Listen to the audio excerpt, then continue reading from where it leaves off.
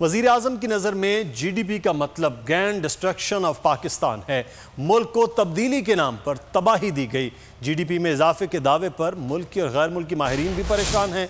तर्जुमान सिंध हुकूमत मुर्तज़ा वहाब के वज़ीर आज़म पर वार कहा, 100 दिनों में तब्दीली का वादा करने वालों ने 1000 दिन में हज़ारों लोगों को बेरोज़गार किया।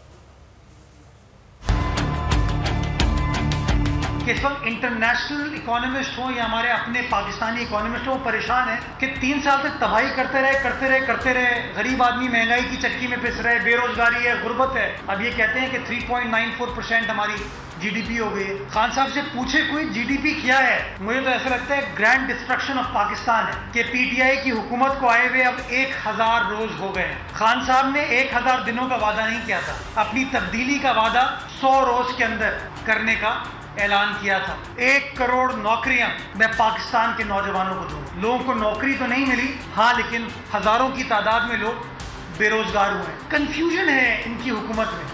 अभी बजट पेश करने वाले हैं, बजट पेश करने से 10 रोज पहले सेक्रेटरी खजाना तब्दील हो गया। ये है इनका तजुर्बा। तो जब हम कहते हैं कि इस मुल्क में इकोनॉमिक स्टेबिलिटी तब आएगी जब पॉलिटिकल स्टेबिलिटी होगी, और पॉलिटिकल स्टेबिलिटी तब होगी जब ये U-टर्न का सिलसिला खत्म होगा।